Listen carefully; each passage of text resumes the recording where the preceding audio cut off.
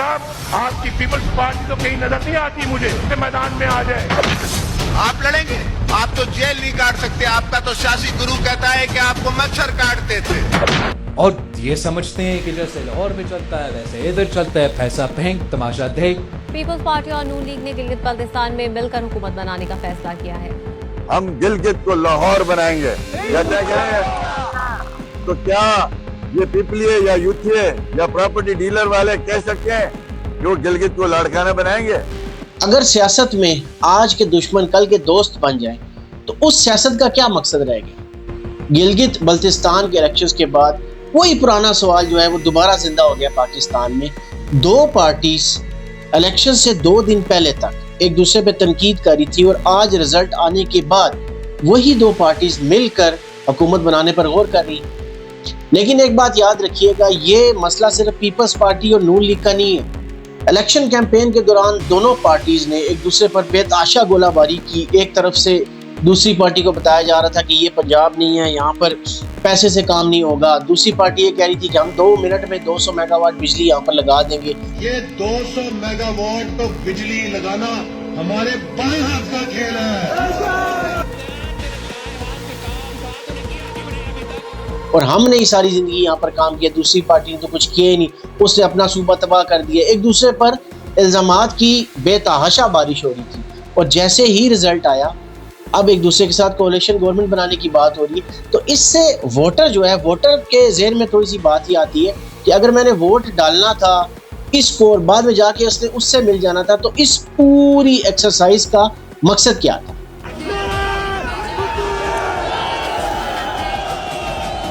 और अगर आप ये समझ रहे हैं कि ये मसला सिर्फ पीपल्स पार्टी और नून लीग का है, तो आप इंतहाई गलत है। 2018 के इलेक्शन से पहले इमरान खान साहब एक इंतहाई एग्रेसिव आदमी थे। वो हर पार्टी पर तनकीद करते थे। एक सीट लेके आदमी ये सोचे कि वो प्राइम मिनिस्टर का टांगे की सवारियां नहीं है। साहब आप कामयाब सियासतदान है ना? हैं? ये देखें, मैं टीवी पे कहता हूँ अल्लाह मुझे शेख रशीद जैसा कामयाब सियासतदान कभी ना करे। इससे बेहतर मैं फेल ही रहा हूँ, मामूली कप्तान है। फेल रहा हूँ मैं। वो MQM वो कुछ अरसा पहले वो परवेज इलाही साहब पर भी तनकीद करते थे, उससे कुछ अरसा पहले वो शेख रशीद साहब पर भी तनकीद करते थे। लेकिन जैसे जैसे सीट्स की जरूरत पड़ी, वजीर आजम बनने के लिए नंबर पूरे करने पड़े, तो उन्होंने कोई बंदा नहीं छोड़ा। MQM हो, परवेज इलाही हो, शेख रशीद हो, कोई भी हो, उन्होंने उससे हाथ मिलाया और कोalition गवर्नमेंट जो है वो बनाई। तो जो वोटर उस आइडियोलॉजी को लेकर पिछले 10 साल से चल रहा था कि खान साहब इनके साथ कभी नहीं मिलेंगे, खान साहब चोरों के साथ नहीं मिलते, खान साहब कातलों के साथ नहीं मिलते, बकौल खान साहब के, तो जैसे ही वोट डला, जैसे ही जरूरत पड़ी नंबर्स की, तो खान साहब ने सबको गले लगा लिया। यानी कि आइडियोलॉजी की जरूरत ही नहीं होती, सिर्फ नंबर गेम है, क्योंकि यहाँ पर सबको पावर चाहिए। 1990 की दहाई से अगर आप देखें तो यही पैटर्न चलता आ रहा है। कभी लड़ाई, कभी दोस्ती, कभी प्यार, कभी नफरत, और सिस्टम में कोई चेंजिंग नहीं आ रही। नीचे जो वोटर्स हैं वो बेचारे लड़ते रहते हैं दूसरे के साथ। कल को वही वोटर उसको सपोर्ट कर रहा था क्योंकि लीडर ने उसके साथ हाथ मिला लिया होता है। इसका मतलब ये नहीं है कि अलायंस जो है वो बुरी बात है। पूरी दुनिया में अलायंस होता है, लेकिन अलायंस किसी आइडियोलॉजी पे होता है, सिर्फ नंबर्स पूरे करने के लिए नहीं होता। जब हमारे यहाँ सिर्फ नंबर्स पूरे करने के लिए अलायंस किया जाता है, तो वोटर ये समझता है कि ये यहाँ पर कोई आइडियोलॉजी की जंग नहीं थी, यहाँ पर मैथ्स, हिसाब किताब की जंग थी। मेरे ख्याल में पाकिस्तान में सबसे बड़ा जो सियासी मसला है वो इन्फ्लेशन या करप्शन नहीं है, वो है एतमाद का फुकदान।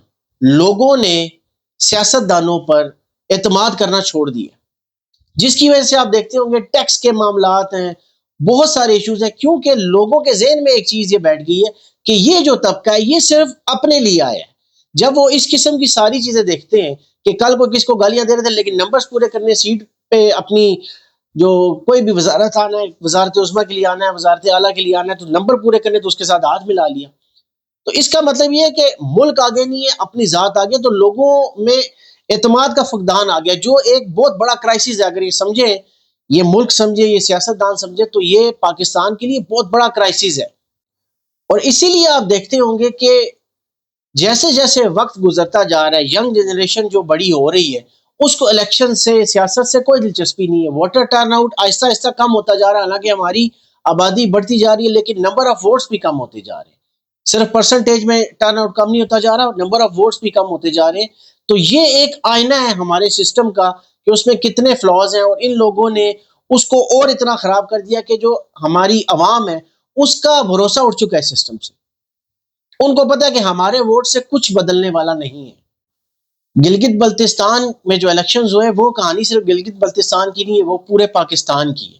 اور اس پورے پاکستان کے اس سسٹم کے فلا کی وجہ سے ہماری عوام اس الیکشنز کے پورے پروسیجر سے، سیاست دانوں سے، پارٹیز کے لیڈر سے متنفر ہو چکی ہے، ان پہ اعتماد کھو چکی ہے. کیونکہ کل کو آئیڈیالوجی ہوتی ہے، اگلے دن وہ میتھس میں تبدیل ہو جاتی ہے. کل کو ہم کہتے ہیں کہ یہ پارٹی بری ہے، یہ بندہ بہت برا ہے، اس نے ملک کو نقصان پہنچایا ہے، یہ اپنے صوبے میں کچھ نہیں کر سکا. لیکن کل کو اگر مجھے اپنی سیٹ بچانے کے لیے اس کی منتیں کرنی پڑیں گی، اس کے کچھ بندے چاہیے، تو میں اس کے ساتھ کولیشن کر دوں گا، اس کو 2-3 وزارتیں بھی دے دوں گا، اور پھر سب اچھا ہو جائے گا. اور ووٹر یہ سب کچھ دیکھ رہا ہے. اگر ہم یہ سمجھتے ہیں کہ پاکستانی عوام بے وقوف ہے تو یہ ہماری غلط فہمی ہے. پاکستانی عوام کو سب پتہ ہے. وہ ووٹر ٹرن آؤٹ سے آپ دیکھ لیں، آپ سرویز کر کے دیکھیں، پاکستانی عوام کو سیاست دانوں پر بھروسہ ختم ہو چکا ہے. اور سیاست دانوں کو سب سے زیادہ اسی پہ کام کرنے کی ضرورت ہے، کیونکہ اگر آپ کے ملک کا لیڈر اس پہ عوام ٹرسٹ نہیں کرے گی تو ملک کیسے چلے گا؟